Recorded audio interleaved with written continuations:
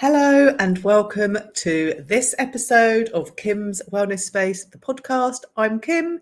This is Kim's Wellness Space, and you are very, very welcome. Thank you so much for pressing play. It's lovely to chat with you again. So this episode, I thought that I would just give you a little update on what I'm doing for my health. I spend a lot of time talking about what you can do and what's good for us and, all the layers of wellness and accountability, all that fabulous stuff. So I thought it was about time I told you what was going on in my world, really, and what I'm doing, because, things evolve, don't they? And what I knew 5 years ago, obviously, is very different to what I know now. And I have evolved as a person. My choices are different. And as I go through each year, as I get older, I really like to reflect on what I'm doing, where I'm at, and what the next thing is that I want to do. And the last year has been a lot of experiments. Absolutely, I always use myself as an experiment first before I share any knowledge, because I don't like ever taking things at first hand. Like, there's something in my brain. If somebody tells me something, I have to try it. I have to see if it works for me. I never, ever take it at face value. I always want to ask more questions. I always want to read more books. I always want to experiment with myself, get some data in before I share. And just because it works for me does not mean it's going to work for you. But I like to be able to give a full rounded point of view of what I've tried or what I've heard. I don't just like to say, oh yeah, so-and-so told me this, maybe give it a try. Like, I like to be that in the middle person that tests things. And I always find it really fascinating. I literally have so many journals and notebooks of all of the different things that I've tried and how it made me feel and how it didn't make me feel, and if I got the results that I was hoping for or if I didn't. Sometimes, and quite often, I get results that I wasn't even expecting. So what have I been doing over the last year? Well, I tried intermittent fasting. If you've been in my world for a while, and you get my newsletters, you'll know that this is something that my husband and I did together. So I read some books about it. I have friends that do it. And it seemed to be something that was very positive for people of my age, that are menopausal. Like, our bodies seem to like it. So I am always wanting to do things that are for benefit for my health. And so I wanted to give it a go. So I sat down and discussed it with my husband, and we both decided that actually we don't like eating breakfast. We only eat breakfast because we're supposed to, but obviously that's nonsense. And so we stopped and we started this intermittent fasting. And to begin with, it worked really well. My body responded really well. I was just trying to think what the biggest change that I think I logged was that my periods, although not at that time, they weren't really that messed up. I did do a bit of spotting here and there before and after, and that stopped. And my periods became completely pain-free, which was nice. I'm not going to lie, that's nice. I didn't really see any other benefits, and I didn't actually drop loads of weight like so many people. And in the books that I'd read and videos that I'd watched, people had said, oh my God, intermittent fasting, the weight will fall off you. That actually didn't happen. Maybe a little bit, but that probably would have happened anyway if I was just eating in a calorie deficit. And basically, intermittent fasting puts you in a natural calorie deficit, doesn't it? But it's supposed to mimic how our bodies want to work, like if we were in caveman era. Because obviously our DNA basically is the same as it was then. Like, our DNA hasn't changed. So our bodies respond well to these things. That's the thinking behind it. And to be fair, to begin with, it was fine. I was quite happy. I was going along. I didn't feel tired. I did some really nice long fasts. The longest one I did was a 36-hour one. I did that because I wanted to see if I could do it, and I did. It was much easier than I thought it was going to be. Would I want to do it again? No, it wasn't really for me. But also, it was quite interesting. From doing that, my weight did go down a lot. I mean, it went down by maybe like almost a stone, I think it was. But of course, as soon as I got back into the normal habit of eating, then my body righted itself. So it wasn't true weight loss. It wasn't true fat loss. It was just scale weight going up and down. And then I got to about Christmas, and for whatever reason, my body decided that actually it didn't really like intermittent fasting. And all of a sudden, I was really, really hungry. I couldn't sleep. I was feeling quite grumpy and agitated. I could feel my body being agitated. And so I said to my husband, actually, do you know what? I'm going to stop doing this because it clearly is not what he needs. And so I just kind of fell into this pattern of eating that was more a later breakfast. So not really intermittent fasting, but just eating a little bit later, which then kind of led to a lighter lunch because I actually wasn't hungry because I'd had breakfast later, and then like my evening meal. And that was okay. And then we were away for a long time. So I didn't actually think about it at all. I didn't think about what I was eating. I didn't think about when I was eating, because we were having this amazing holiday of a lifetime in South Africa. And I wanted to be completely present with the people that I was with, the situations that I was in. The last thing I wanted to do was thinking, am I in a calorie deficit? What time of day is it? Should I be eating this? Should I not? Now, obviously, I was still eating a plant-based lifestyle because that is me. That is who I am. That is what I do. But I didn't give it any thought. I just got on with my life. And interestingly, when we came home, I had dropped a few pounds without even thinking about it. So that's interesting. So then I was like, well, what do I want to do now? So I'm not going to intermittent fast. I need to find some sort of rhythm with myself. I don't want to overcomplicate it. What's going on? And so I kind of fell back into the eating of just really listening to my hunger cues, eating what I wanted to eat when I was hungry. There was no more plan than that. And actually, it became quite fruit-based. I was doing lots of drinking fruit smoothies in the morning, loads of snacking on fruit, and it worked really well. My body loved it. And then we've had 6 weeks of visitors, which has been lovely.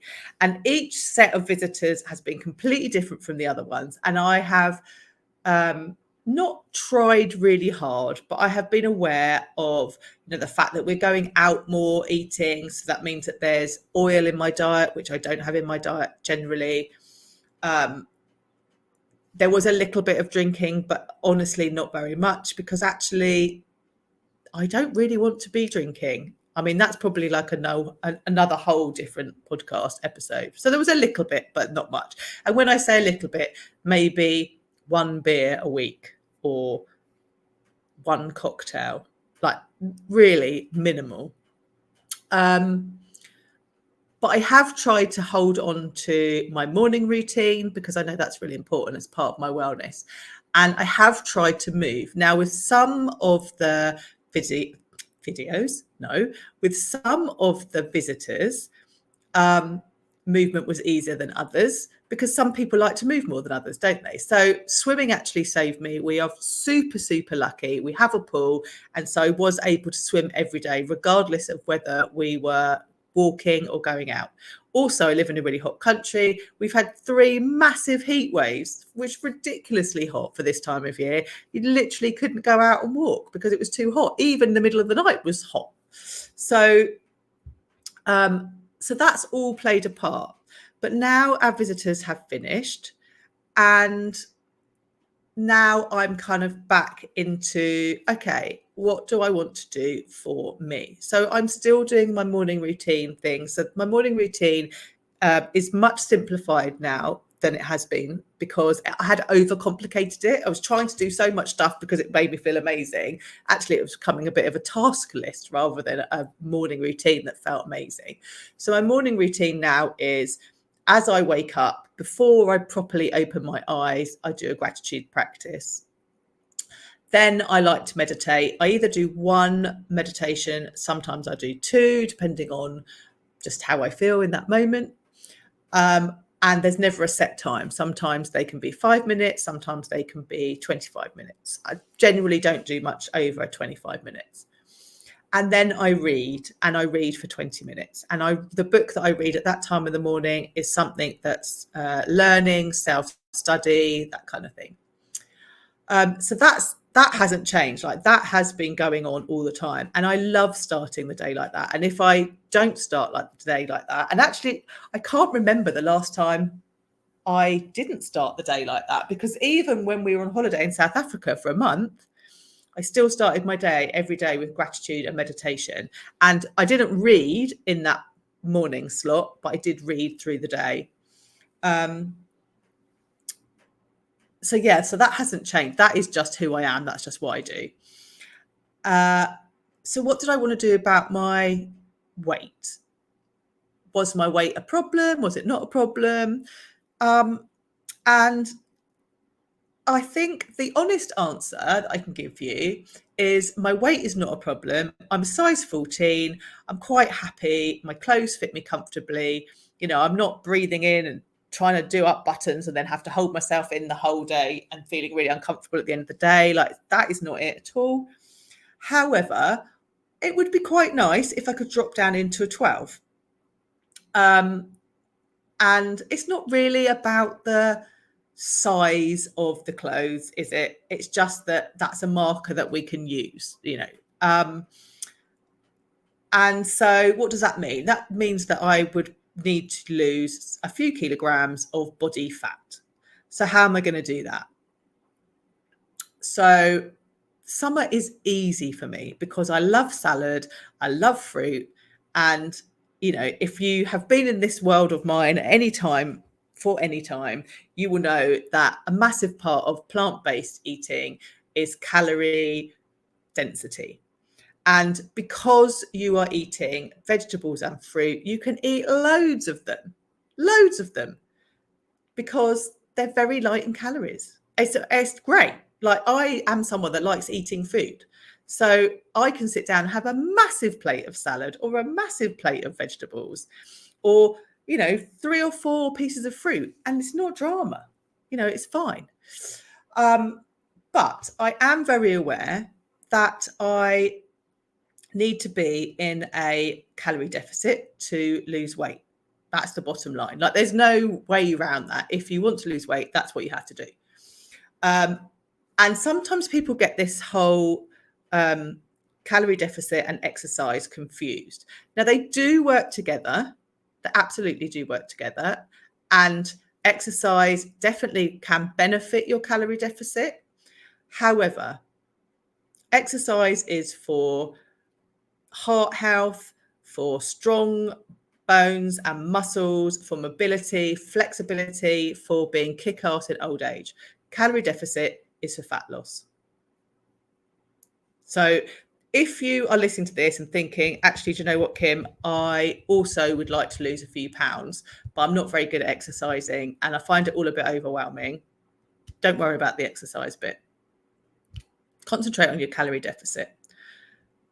Once you've been doing it for a little while, you'll start to feel a little bit more energized, and then you can add the exercise in. And I would always say start with a walk, like walking, yoga.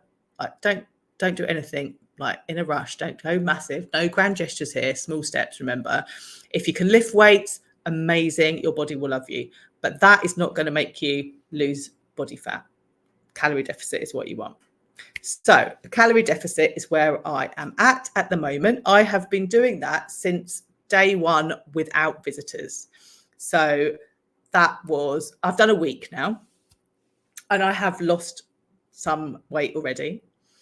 Not loads, not masses, but just getting myself back into that normal rhythm of eating the food that I want to eat, no oil, no eating out. The weight has already started to come down, and I'm not in any hurry. Like, if it takes me till this time next year to get into that next dress size down, that's fine. I'm not in a rush because I'm not unhealthy. Like, there's nothing wrong with me. I'm not on any pills. I don't have any conditions. I don't have any illnesses. It's just, just want to lose a little bit of the fluff. So how am I going to keep myself in this calorie deficit? How am I going to keep myself accountable? That was the next question that I needed to ask myself. Now, if you've been around here for a while, you'll know that I don't actually like tracking calories. I find it very tedious. I find it very boring. But if I don't track calories, I don't know what I'm eating. I don't know if I'm a calorie deficit. I absolutely cannot be one of these people. And I know that you are out there that can kind of work it out in your head and know that whether or not you're in a calorie deficit. I cannot do that. I will absolutely tell myself lies. It's just how I am. I will absolutely tell myself lies. You know, you have to be honest with yourself, don't you? That's just how I am. So I am tracking my calories in an app. And that helps with my accountability because I have to go in. Well, I don't have to, but I'm choosing to go in and track what I'm doing to make sure that I'm eating the amount of calories. And also, I have to say, and I'm not going to tell you how many calories I'm eating because the amount of calories that I eat will not be the same as the amount of calories that you eat because we are completely different people. What I will tell you is I haven't slashed my calories down to 1,200 calories a day because that is completely ridiculous and I would be starving and my body would not like it. So please don't do that. If you are listening to this and don't know how to work out your calories to a sensible amount, please come find me on Instagram. Let's have a conversation. I will absolutely help you. I have no problem helping you at all. I would much prefer to do that than you to be eating 1,000 calories a day or 1,200 calories a day because that's just craziness and you won't be able to sustain it. So I'm tracking my calories. That's a form of accountability. The other form of accountability I have is my husband because I've told him what I'm doing. And when we tell people, it means that we then want more to keep to what we're doing. Now, obviously, I'm doing this for me. I'm not doing it for anybody else. And so if I decide tomorrow, I'm going to have a bit of cake and I'm going to be over my calories, that's up to me. I can do that. It's fine. Just means that it'll take me longer to get to that size 12. But when you tell someone, that someone is there to keep you not in check, but remind you, because sometimes we forget, don't we, while we're doing these things. And a prime example of this is, I think it was Wednesday. My body has been feeling a bit weird. I think I'm almost at 100 days of not having a period. I'm so excited. Like literally, I just want to get to being postmenopausal. I can't tell you. And this week, my body has been doing lots of really weird things. And I had said to my husband, oh my goodness, if I have a period, I'm going to be really cross because I'm done with that now. I want to be over it. I don't want it. Let's see what happens. So far, it hasn't happened. But yeah, so Wednesday, I was saying to my husband, actually, I found it quite easy. Like when our visitors were here, there was lots of crisps around. There was lots of nuts every single day. They wanted snacks. We were in the shop buying snacks. And I did think, because as you know, I love a crisp.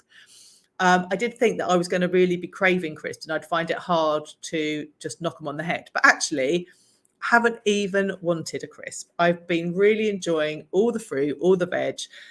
We've made lots of healthy snacks. Our fridge is full of grab food if we're hungry. So there's never any, oh my God, what am I going to eat? It's just there for us to eat, which has really, really helped.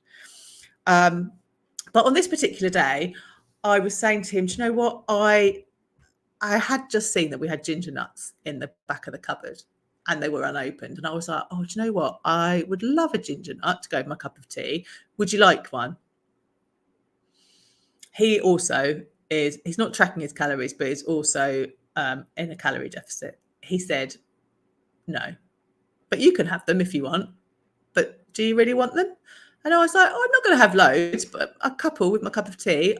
My body wants that. That's what I need. And he laughed. And he said, okay. So as I got up to go to the cupboard to get them, he said, such a shame though, because you're doing so well, aren't you? And you wanted to lose some weight, didn't you? And I thought, oh God, he's right, isn't he? He's right. Oh. So as I walked to the house, I was mumbling to myself, oh yes, he's right. 1 or 2 ginger nuts wouldn't hurt though, would it? They're in my calories. Do I really want them? Does my body really need a biscuit? And of course, the answer is no. The answer absolutely no. My body doesn't need biscuits. Biscuits don't do anything for my body. Did I really want the biscuit? No.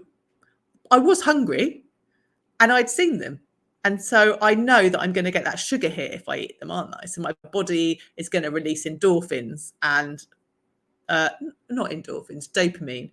And in that moment, I'm going to be like, oh, but after 2 biscuits, I'd probably want another 2, and then I'd probably eat the packet. Which is why we don't generally have biscuits in the house. It's just a leftover from the visitors. So I went to the fridge and I got a cold potato, because we always have cooked cold potatoes in the fridge. And I love a cooked cold potato. And I know you might be listening to this thinking, oh my God, what a weirdo, because that's what the children say. But I actually love eating a cold potato. And the carbohydrate in a potato gives my brain that dopamine hit that the biscuit would have, but it also gives me nutrients, it gives me fiber, it gives me so much more, all those vitamins and minerals. And after I'd eaten the potato, I felt better, because the bottom line was I didn't need the biscuits. I didn't really want the biscuits, but I was hungry. So I had to have something to eat. And if I hadn't told my husband that I was putting myself in this calorie deficit to lose a dress size, or if I hadn't mentioned to him that I was going to get the biscuits, he wouldn't have been able to keep me accountable. And he wouldn't have been able to remind me. And at the end of the day, it was still my choice. He wasn't going to stop me. It wasn't like he took the biscuits away. I'm a grown-up, for goodness sake. I can make those choices myself. But he did remind me of what I was doing and why I was doing it. And that's the difference. So whether you can afford to have an accountability coach like me or not, you do need a level of accountability, because that's the magic that keeps you on track. And you don't have to be perfect. And, there will be days, like yesterday we went out, we had lunch out. So there are days that this happens. But if it's the odd day, it's fine. Or if there's a good reason for it, that's also fine. But how many times can you let yourself say, oh, this will be all right, but that'll be all right. It's only this one. It's only 2. That'll be all right. By the time you've done that all week long, and then you get on the scales at the end of the week, look across your daily scale weight to find the average, well, you're not going to have lost anything, are you? Because of all those little, oh, that'll be okay. That one doesn't matter. Because actually they do all matter. And if it's important to you, then you need some structure and some accountability. And so my accountability is this tracking app and my husband's knowledge of what I'm doing. How long am I going to track my calories for? That's always a question that comes up. And honestly, I don't know. That's my honest answer. Like, I will track them as long as I possibly can, until it drives me absolutely nuts. And I know that I will get to a point where I'm like, I just can't track them anymore. But by the time I get to that point, I will have been doing this for so long that I will know what I can eat and what I can't eat. My brain will have readjusted. And honestly, we're eating quite repetitive food, because also that makes it easy. Like, we don't want to make anything difficult. I want it to be simple. So basically having the same breakfast, the same lunch and the same dinners pretty much day in, day out, because it's easy, it's accessible, and that's what works. So why overcomplicate it? So that's me. That's what I'm doing at the moment. I'm in a calorie deficit. I want to get down into the next size. I don't know how long it's going to take me. I'm not really bothered. I'm just going to toddle along, do my thing, and when I get there, I'll get there. And I already feel better for not eating any crisps and nuts. I already feel better for not eating out every single day. As much as it's lovely to do with visitors, and we love it when they come, it's nice to get back into your routine, isn't it? So yeah, that's me. That's what I'm doing at the moment. So I hope that was helpful. I hope that gives you some insight into what you can and can't do if you are in the position that you want to lose a bit of weight. And, don't get caught up in this whole everybody is a wonderful body, because it's true. Like, our bodies are amazing and they are great. But if you feel that you need to lose a little bit of body fat, that's okay, and you can. It doesn't matter what anyone else is saying. I know that social media is very loud at the moment with anti-diets and, everybody is a great body. But actually, if you're not that comfortable in your body and you want to do something about it, it's your body. You are allowed to. So thank you for listening. If you want to know more, come over and find me on Instagram. I'm always chatting over there on all things wellness. And it's been lovely chatting. I will speak to you all again very, very soon.